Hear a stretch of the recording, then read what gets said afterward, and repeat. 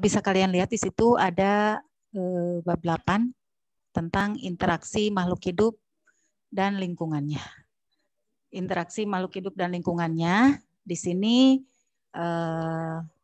ini yang akan materi kita bahas sekarang ya.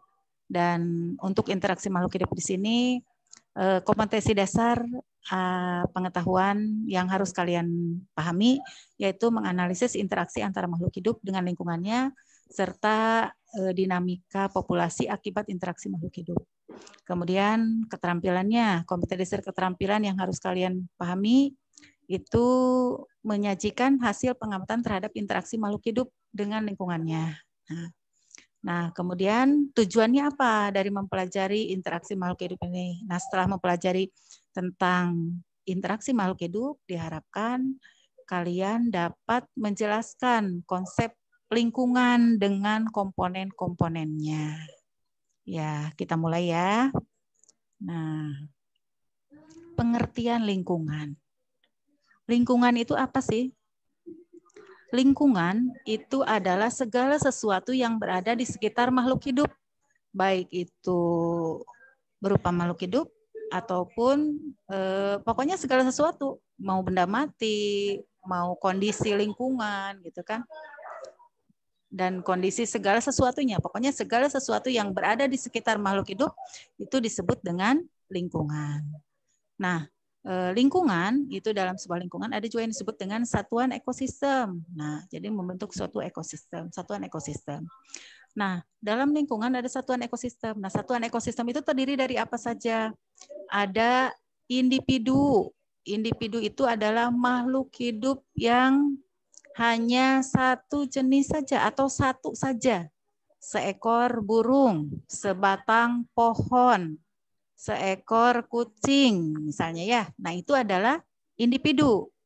Nah, kalau populasi, kemudian ada populasi. Populasi adalah kumpulan dari individu-individu yang sejenis. Ibu punten. Punten nuju jum. Yang tarik teuing. Punten. Ada populasi. Populasi itu adalah kumpulan dari individu-individu yang sejenis. Misalnya ini adalah populasi burung. Kalau tanaman padi di sawah berarti adalah populasi padi. Nah, kemudian ini, nah kalau misalnya komunitas, komunitas itu adalah kumpulan dari beberapa populasi. Misalnya komunitas sawah berarti ada populasi padi, ada populasi burung, ada ya dan lain sebagainya. Kemudian kalau ini misalnya populasi rawa ada angsa, ada rumput dan lain sebagainya. Jadi komunitas itu adalah gabungan dari beberapa populasi, itu disebut dengan komunitas. Nah, setelah komunitas ada ekosistem. Ekosistem itu adalah komunitas dengan segala lingkungan yang ada di sekitarnya. Lingkungan itu kan tadi segala sesuatu yang ada di sekitarnya, gitu kan ya. Nah, itu komunitas. Nah, kemudian ekosistem. Nah, ekosistem itu ada dua macam. Ada ekosistem alami dan ekosistem buatan. Kalau ekosistem alami itu adalah ekosistem yang terbuat secara alami. Misalnya ekosistem laut, ekosistem sungai, gitu kan ya. Nah, itu terjadi secara alami. Tapi kalau ekosistem buatan adalah ekosistem yang dibuat oleh tangan manusia, dibantu dengan tangan manusia. Misalnya ekosistem kolam, gitu kan? Kolam itu dibuat sendiri. Kemudian misalnya kalian membuat sebuah akuarium, memelihara akuarium, ada tanamannya, ada ikannya, ada airnya, itu kan ekosistem. Jadi ekosistem itu ada makhluk hidup dan ada makhluk tak hidupnya. Jadi tidak hanya ada makhluk hidupnya saja atau komunitasnya saja, tidak. Tetapi ada juga benda-benda matinya yang mendukung semua kehidupan makhluk hidup. Itu dalam sebuah ekosistem. Ya, kita lanjut. Nah, komponen ekosistem. Komponen ekosistem itu ada dua macam. Ada komponen biotik dan komponen abiotik. Nah, komponen biotik itu terdiri dari produsen, konsumen, dan pengurai. Produsen itu adalah semua jenis makhluk tanaman, itu termasuk ke dalam produsen. Kalau konsumen, konsumen itu ada konsumen tingkat 1, konsumen tingkat 2, konsumen tingkat 3, dan seterusnya. Konsumen tingkat 1 itu adalah pemakan tumbuhan atau herbivora. Kemudian konsumen tingkat 2 yaitu adalah pemangsa konsumen tingkat 1. Konsumen tingkat 3, konsumen yang memangsa konsumen tingkat 2, dan seterusnya. Kemudian dekomposer atau pengurai itu adalah bakteri atau jamur yang menguraikan konsumen yang sudah meninggal atau orang-orang ini di sekitar ekosistem itu. Kemudian komponen abiotik terdiri dari apa saja? Ada tanah, ada air, ada udara, ada suhu, ada cahaya, ada iklim. Dan ini semua akan mempengaruhi kehidupan dalam sebuah ekosistem. Bisa dipahami ya sampai sini ya? Bisa, Bu. Ya, Bu. Terima kasih. Ibu lanjut ya. Ya, kita lanjut. Nah, interaksi antar komponen ekosistem. Nah, interaksi antar komponen ekosistem itu berarti bahwa dalam sebuah ekosistem itu akan ada saling ketergantungan, baik itu antara makhluk hidup dengan makhluk hidup maupun makhluk hidup dengan makhluk tak hidup, yaitu. Nah, jadi semuanya saling ketergantungan, jadi tidak bisa berdiri sendiri. Nah, ini salah satu contoh atau saling ketergantungan antara komponen abiotik dengan komponen biotik. Abiotik berarti makhluk tak hidup dengan makhluk hidup. Misalnya pengaruh air terhadap makhluk hidup. Apakah air sangat dibutuhkan oleh makhluk hidup? Butuh, gitu kan? Makhluk hidup tidak bisa hidup tanpa adanya air. Jadi air itu sangat berpengaruh terhadap kehidupan makhluk hidup. Nah, kemudian pengaruh cahaya matahari terhadap makhluk hidup ini juga sama. Makhluk hidup sangat membutuhkan sekali cahaya matahari. Cacing tanah terhadap kesuburan tanah. Ini berarti faktor biotik terhadap abiotik. Nah, tanah akan subur kalau misalnya dalam tanah itu ada cacingnya, gitu kan? Nah, pengaruh tumbuhan terhadap tanah ini juga sama, faktor biotik terhadap abiotik. Jadi semuanya saling ketergantungan, saling keterkaitan satu sama lain, tidak bisa dipisahkan. Jadi antara makhluk hidup dengan makhluk tak hidup di lingkungannya itu tidak bisa dipisahkan, harus berkaitan satu sama lain, saling berkaitan satu sama lain. Gimana? Ada suaranya? Ada, Bu, ada, Bu, ada. Ada, Bu. Jelas? Terdengar jelas? Ekosistem. Iya. Jelas. Ya, kita ulang ya. Silakan diamati. Perhatikan.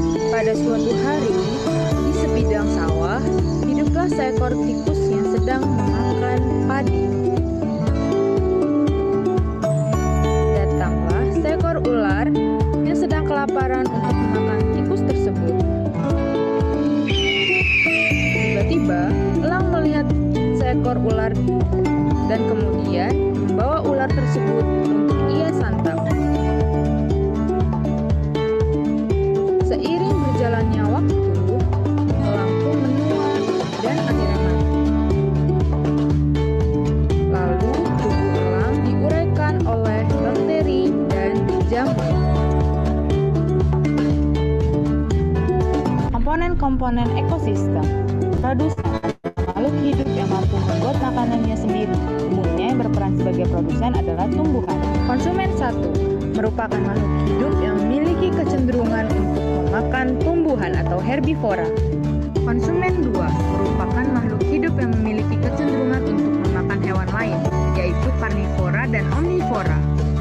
Konsumen 3 merupakan makhluk hidup yang memangsa hewan atau daging, yaitu karnivora.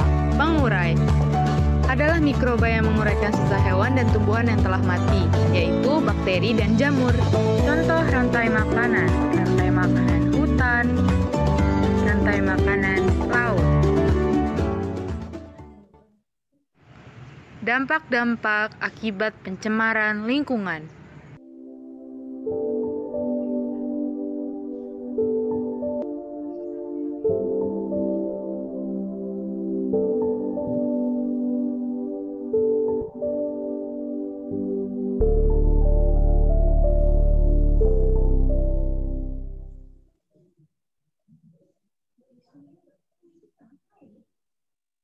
Ya, kita lanjut ya. Sudah jelas tadi lihat videonya? Jelas, Bu. Iya. Nah, tadi di situ di video dijelaskan apa yang sudah atau dianimasikan apa yang sudah Ibu bahas sebelumnya kan tentang komponen-komponen dalam ekosistem. Ya.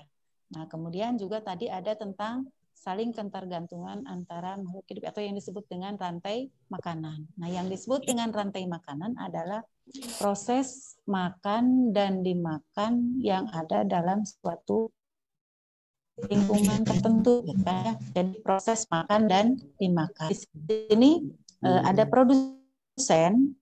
Produsen itu adalah makhluk hidup atau individu yang bisa menghasilkan makanannya sendiri. Nah, kemudian ada konsumen. Konsumen itu adalah makhluk hidup yang tidak bisa membuat makanannya sendiri, tetapi akan tergantung kepada makhluk hidup yang lain untuk memperoleh makanannya. Nah, kemudian ada pengurai atau disebut juga dengan dekomposer. Nah, dekomposer ini sangat dibutuhkan juga untuk kesuburan tanaman, yaitu memperoleh zat-zat hara yaitu dari proses dekomposer tadi, penguraian gitu kan. Nah, konsumen tingkat 1 adalah pemakan tumbuhan, konsumen tingkat 2 pemakan konsumen tingkat 1, konsumen tingkat 3 pemakan konsumen tingkat 2. Nah, karena di sini dalam rantai makanan ini tidak ada lagi yang bisa dimangsanya, maka ular di sini dikatakan sebagai konsumen puncak atau konsumen terakhir, gitu ya. Nah, bisa dipahami kan? Jadi rantai makanan itu adalah proses makan dan dimakan dalam suatu lingkungan tertentu, gitu ya. Nah, lanjut. Nah, selain rantai makanan, ada jaring-jaring makanan. Nah, kalau dilihat dari gambar sini, kalian bisa membedakan tidak antara rantai makanan dengan jaring-jaring makanan?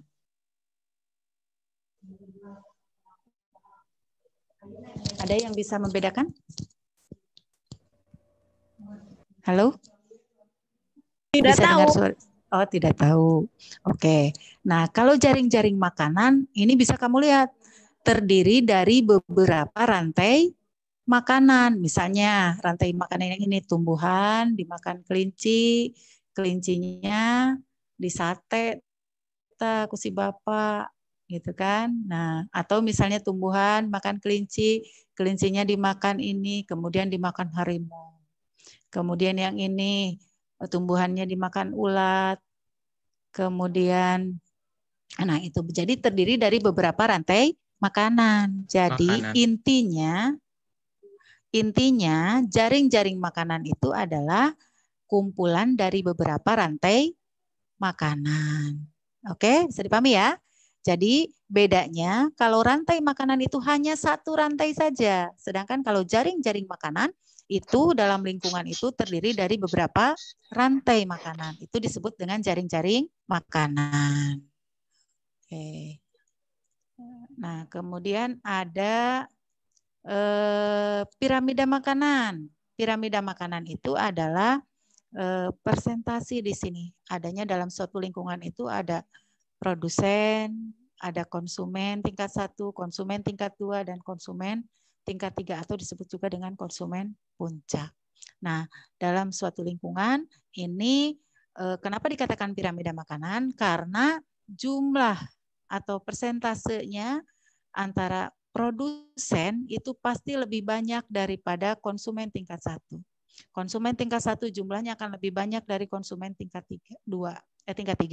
Kemudian tingkat 3 dan seterusnya sampai konsumen puncak. Kenapa jumlahnya seperti itu? Karena produsen lebih banyak karena untuk memenuhi konsumen tingkat 1, kebutuhan makanan untuk konsumen tingkat 1. Makanya berbentuk seperti piramida. Dan di sini suatu ekosistem akan seimbang apabila dalam lingkungan itu membentuk suatu piramida seperti ini. Kalau jumlahnya lurus atau jumlahnya sama, berarti tidak akan seimbang dalam suatu ekosistem itu. Gitu ya. Bisa dipahami ya? Iya, Bu. Ya, Ibu lanjut. Nah, kemudian dalam suatu ekosistem juga terjadi yang disebut dengan alur energi atau arus energi. Nah, energi utama dalam suatu kehidupan itu adalah diperoleh dari cahaya matahari. Itu sudah kita ketahui kan? Ya. Misalnya produsen di sini memanfaatkan cahaya matahari atau memperoleh energi dari cahaya matahari untuk melakukan proses fotosintesis. Nah, kemudian hasil proses fotosintesis ini akan menghasilkan energi, dan energi itu atau konsumen tingkat 1 ini konsumen primer memangsa atau memakan produsen. Nah, maka otomatis energi juga akan berpindah dari produsen ke konsumen tingkat 1. Kemudian konsumen tingkat 1 dimakan lagi oleh konsumen tingkat 2, otomatis energinya juga akan berpindah. Dan begitu seterusnya sampai konsumen tingkat puncak. Dan kurang lebih energi yang berpindah itu sekitar 10% dari jumlah seluruhnya, gitu ya. Jadi kalau energi cahaya segini, maka di produsen segini, ini, gitu kan ya. Nah, itu arus energi. Oke.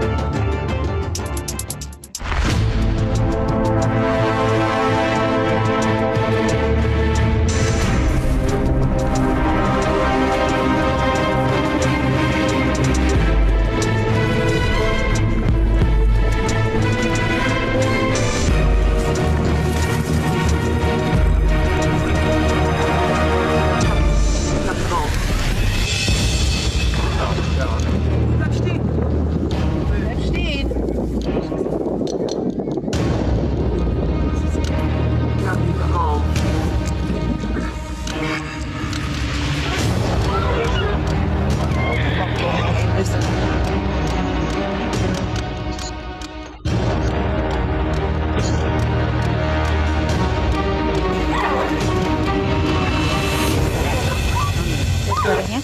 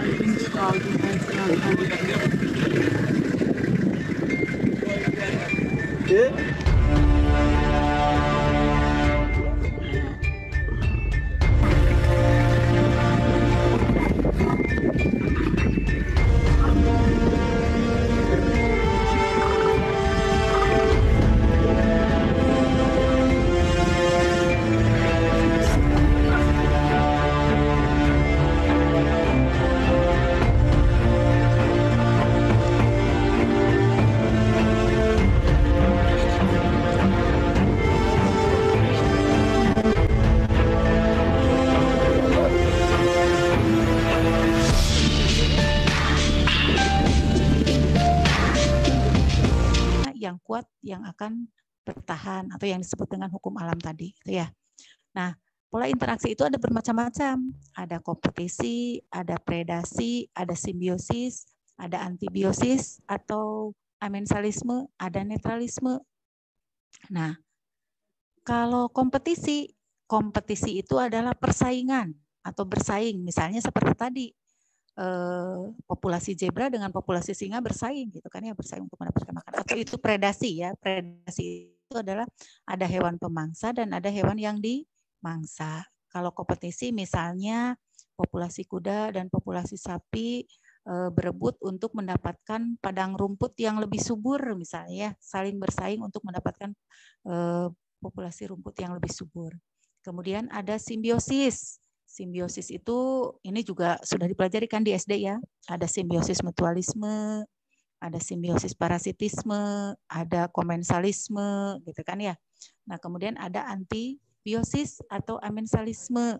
Kalau antibiosis atau amensalisme itu adalah pola interaksi yang terjadi bila suatu organisme itu merugikan organisme lain dengan menghasilkan senyawa yang berbahaya gitu kan ya. Jadi salah satu organismenya itu menghasilkan senyawa yang berbahaya sehingga membuat organisme yang lainnya menjadi dirugikan gitu kan. Jadi menjadi dirugikan.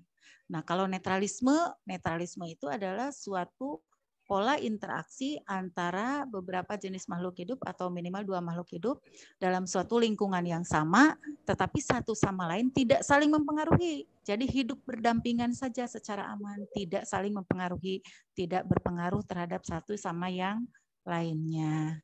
Nah, ini pola-pola interaksinya. Nah, ini ada simbiosis. Simbiosis mutualisme. Simbiosis mutualisme itu adalah simbiosis yang terjadi hubungan 2 makhluk hidup yang saling menguntungkan. Jadi misalnya bakteri dengan tanaman buah polong, kemudian lebah madu dengan bunga, manusia dengan bakteri usus, gitu kan ya, saling menguntungkan. Jadi dua-duanya mendapat keuntungan yang sama, gitu kan. Kalau komensalisme yaitu tumbuhan epifit atau misalnya yang satu mendapat keuntungan dan yang satu tidak diuntungkan dan juga tidak dirugikan. Contohnya misalnya simbiosis tumbuhan epifit, misalnya anggrek yang hidup pada pada pohon yang tinggi. Anggrek mendapat keuntungan dengan adanya di pohon yang tinggi, dia mendapatkan cahaya matahari dengan cukup sehingga dapat memperoleh makanannya dengan mudah. Nah, tumbuhan tinggi atau tumbuhan inangnya tidak terpengaruh apapun. Dia tidak dirugikan dan juga tidak diuntungkan dengan adanya anggrek tersebut. Begitu juga dengan ikan remora dan hiu, gitu kan ya, dengan ikan hiu. Ikan remora yang selalu ada di berdekatan dengan ikan hiu, dia akan mendapat keuntungan karena akan memperoleh makanan dari sisa-sisa makanan ikan hiu. Tetapi ikan hiu tidak mendapat keuntungan dan juga tidak dirugikan. Makanya disebut dengan simbiosis komensalisme. Kemudian ada simbiosis parasitisme. Simbiosis parasitisme yaitu hubungan simbiosis di mana yang satu individu mendapat kerugian dan yang satu diuntungkan, yaitu contohnya benalu dengan tanaman inangnya, kemudian raplesia dengan tumbuhan inangnya, atau misalnya parasit pada manusia. Parasit pada manusia bisa jamur yang menimbulkan gatal-gatal misalnya ya, dan lain sebagainya. Ya, kita lanjut. Nah, ini ada contoh predasi. Predasi itu hubungan pemangsa dan yang dimangsa. Ini kompetisi. ayam di sini bersaing untuk mendapatkan makanannya, gitu kan, berkompetisi. Nah, ini netralisme. Ada domba dan ayam, ini hidup bersamaan, gitu. Kenapa ketawa? Lucu ya? Ya. Ini netralisme. Jadi netralisme itu adalah hidup berdampingan tanpa saling berpengaruh satu sama lain. Bisa dipahami sampai sini? Bisa dipahami? Bisa, Bu. Bisa, Bu. Oke, kita lanjut. Nah, ini simbiosis komensalisme tadi ya. Ini kan remoranya, ini kan besarnya. Dia akan memperoleh makanan dari sisa-sisa makanan ini. Gitu kan ya. Nah, tapi dia tidak kalau ikan besar ini tidak dirugikan, tidak juga tidak diuntungkan. Kemudian ini mutualisme. Mutualisme berarti saling menguntungkan. Nah, kemudian ini parasitisme. Nyamuk mendapat keuntungan dengan menghisap darah manusia. Tapi manusia mendapat kerugian karena menjadi gatal, darahnya diambil gitu ya. Membuat Halo? pisang, bahan Kenapa yang ketawa-ketawa ya? harus disiapkan adalah pertama Rata-rata buah Ya, segar, kemudian buat makanan dari buah-buahan segar. dicuci yang bersih, halo? terus persiapan Halo? pisang dipotong secukupnya.